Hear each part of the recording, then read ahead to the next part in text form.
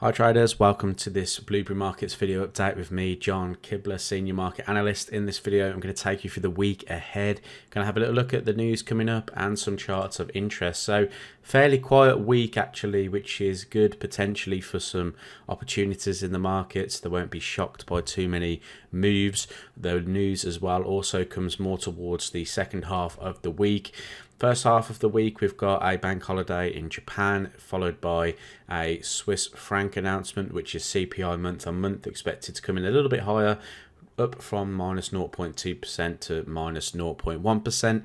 But the interesting news comes from Wednesday onwards. We've got CPI data year on year out of Australia looking to fall from 4.9% to 4.5%. A little bit of welcome news there in Australia. We also have Bank of England Governor Bailey speaking, so that's going to be heavily watched in the markets. Is the Bank of England Governor Bailey going to signal any type of continuation in the plans at the moment to hold interest rates at a higher level to try and bring down the inflation rate in the UK?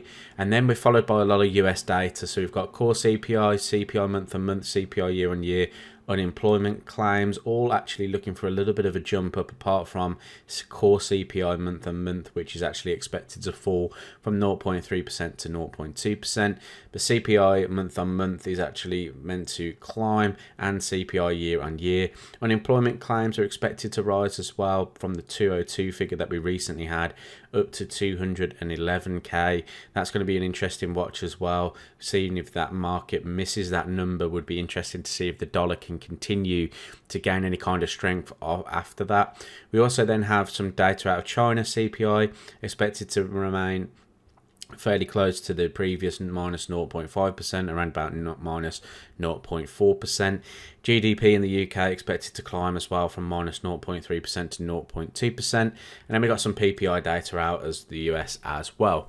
Heading on to the strength meter then, so we've got some interesting data here that we can see that the Japanese yen weakened quite significantly from the +7s now down to 0. So we've seen a significant change to the strength in the Japanese yen. That's something that we discussed last week, whether we were going to get that reversal in and around this zone. We have the euro continuing to weaken slightly, so euro still on the sort of weaker side of the currencies.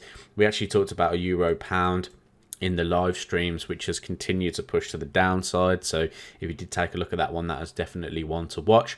The Swiss franc has gained some strength. We're now in the +5s on the Swiss franc, so Swiss franc getting stronger, and the US dollar has climbed up to -6, but I would like to see this kind of jump into the -5 and above in order to see that real true strength come back into the market. And that leads me on to the US dollar index, because the dollar index did rise last week. This is something we talked about after finding support at 100.75. I was looking to see how price would react in at this 102.50, and we've pretty much ranged since hitting that level. So that tells me that maybe the market is starting to favor the US dollar a little bit more here. The fact that price hasn't hit this level and had a very bearish reaction tells me that sellers aren't really too active in and around this area. Obviously, we did have NFP day as well, which has caused this spike in the market, or this uncertainty in the market. So it'd be interesting to see how Monday and Tuesday play out. Do we get any kind of breaks above 102.50?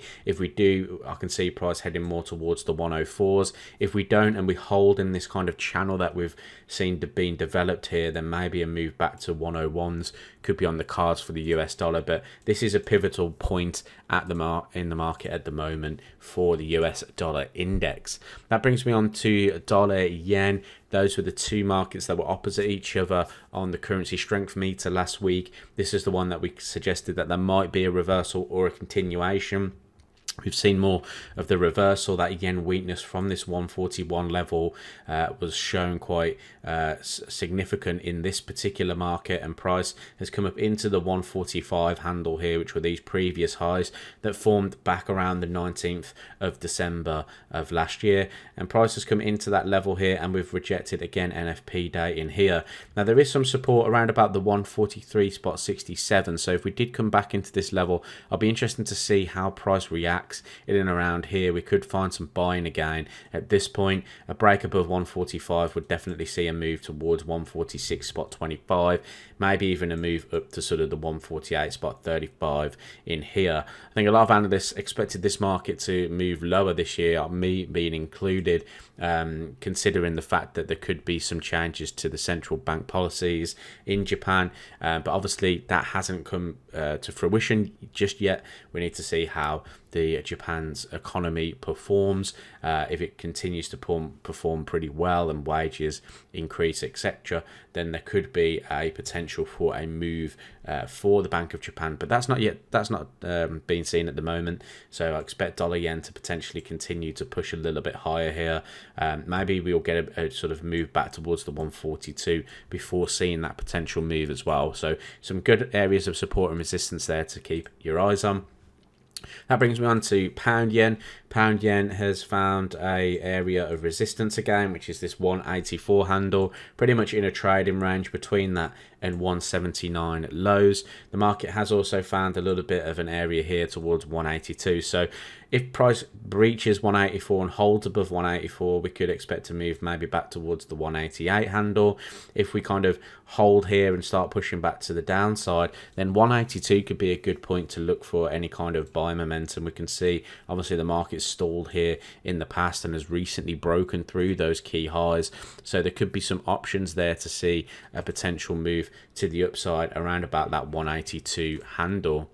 Finally, then we're going on to US dollar CAD, and we can see that price is in this weekly trading range between 139 and the 131.75 handle. We did find support down here at the weekly range lows. The market is now consolidating on this H4 chart above the 50 moving average as well, which is a nice thing to see. If we take a look at what happened when price broke the 50 moving average last time, we did get back above it, but once we started to see that sort of downward trend develop, the market held to that 50 moving average quite well. So if we can hold above the 50 MA there, maybe even hold above this 133 handle, that could be significant for dollar CAD to potentially move back to the upside, maybe towards this 136 handle, or even up back towards those weekly highs at 139. So thanks for watching this video update. I really hope you enjoyed it. If you did, hit that subscribe button, and I'll see you in the next trading video.